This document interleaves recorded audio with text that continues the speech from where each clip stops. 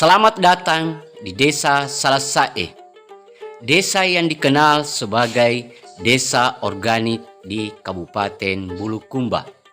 Kali ini saya akan mencoba mengangkat sebuah cerita terkait dengan salah satu produk unggulan yang ada di Desa Salasae, yaitu beras alami atau beras organik.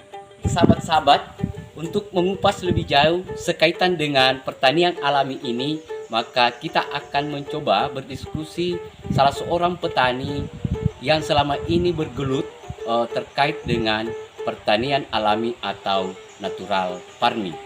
Selanjutnya ikuti kami. Sekarang saya sudah bersama dengan salah seorang pelaku petani organik yang ada di Desa Salasae.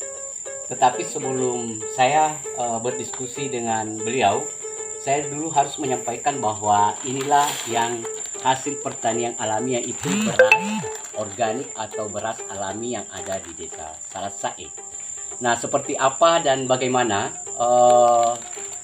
persiapan untuk akhirnya sampai adanya beras alami di Salasae ini, mungkin kita akan berwawancara dengan pelakunya. Nah, saya mau tanya ke Pak Wahid, kenapa bisa Anda beralih dari pertanian konvensional atau pertanian kimiawi kembali ke pertanian alami atau natural farming? Seperti apa penjelasannya, Pak? Ya, terima kasih Pak Ahmad. Jadi sebenarnya seperti ini. Pada masa itu ada keresahan, khususnya petani kecil itu mengeluh pada saat itu karena mahalnya input produksi ya, misalnya termasuk pupuk, racun dan sebagainya. Berian zat kimia ke permukaan tanah ini kan itu sangat berbahaya bagi tanah itu sendiri, dan unsur haranya kan pasti berkurang. Apalagi kalau misalnya kita mau berbicara soal mikroorganisme, kan yang namanya kimia sintetis kan pasti merusak dan bahkan mematikan. Apalagi dengan penggunaan herbisida, pestisida dan lain sebagainya. Kita harus keluar dari kekangan ini, kekangan pengadaan suplai itu suplai misalnya dari agen-agen pupuk itu seperti itu. Semangat itu yang mulai dibangun untuk beralih ke ke natural farming ini, sistem natural ini kita mau keluar dari penggunaan zat-zat kimia. Nah, dari mana didapatkan bahan-bahannya? Perkuat pengetahuan lokal. Jadi kearifan lokal. Jadi pengetahuan apa yang diketahui oleh orang tua kita,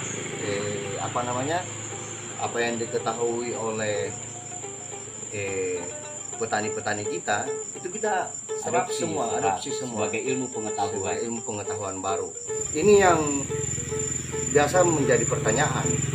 Kalau misalnya untuk penggunaan ureanya seperti apa, Nah, kita menggunakan ikan untuk bahan pengganti urea.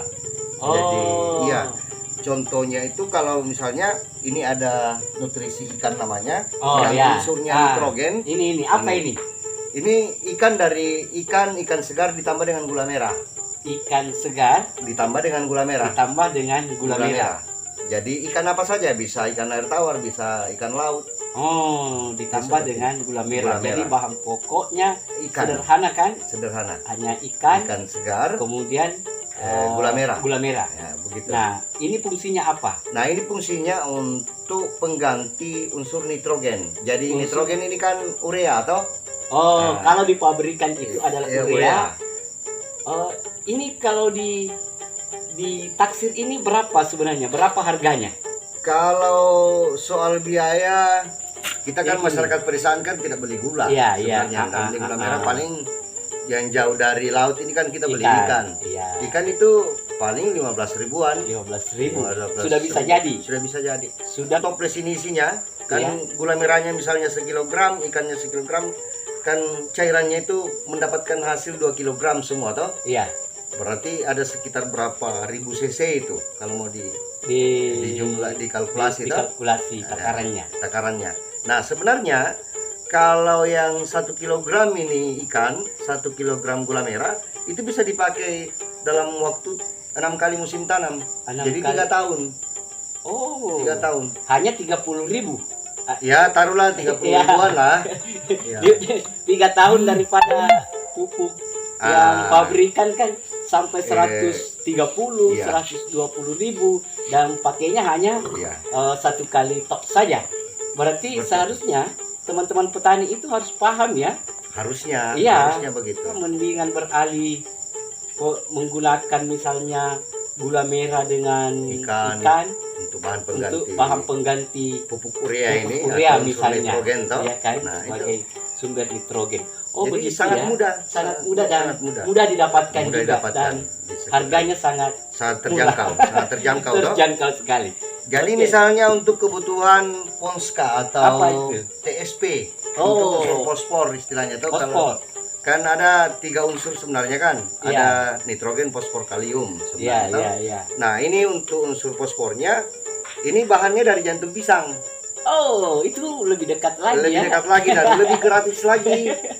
Iya, iya, Ya. menarik juga, menarik. Nah, Jadi- apa yang dibikin ini?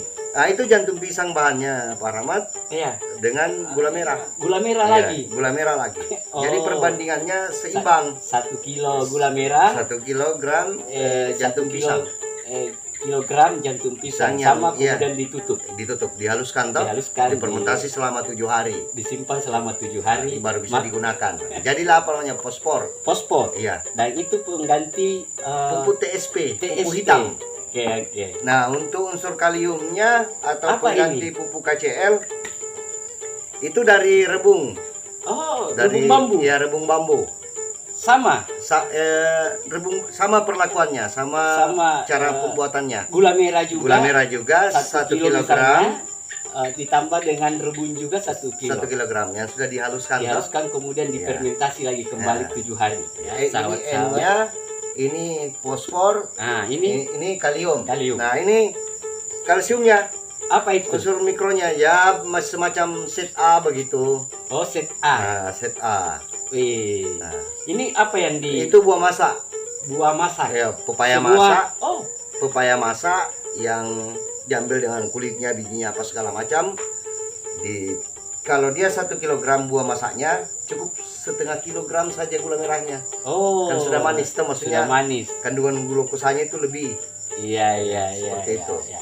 Nah, Jadi ini untuk NPK ini. apa NPK? Ya, NPK. Oh. Nitrogen, fosfor, kalium, kalsium. Oh. Maksudnya untuk penggunaannya nanti di lahan Hmm. itu harus sesuai dengan siklus kebutuhan nutrisi tanaman itu. Oh, begitu. Jadi nyebutnya sebagai pravegetatif, vegetatif, masa generatif dan masa reproduktif toh. Iya. Beda-beda Beda-beda. cara pemberiannya.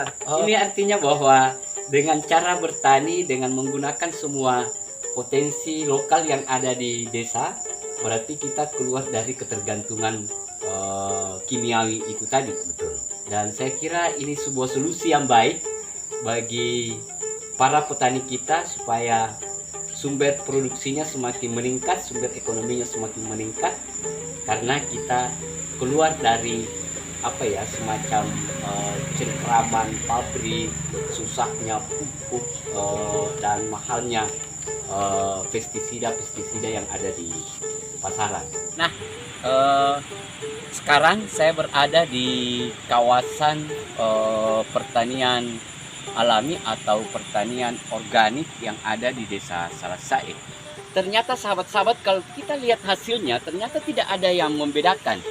Dan dari sisi kesuburan juga itu juga sangat memuaskan. Sehingga memang tidak ada alasan lagi kita selaku petani itu harus kembali bertani secara alami, manfaatkan alam, gali potensi, jadikan sebagai modal utama untuk bergerak. Jangan berhenti bertani karena ternyata hasilnya juga memuaskan sahabat-sahabat. Terima kasih telah mengikuti Pahakan Channel. Jangan lupa like, comment, share, dan subscribe.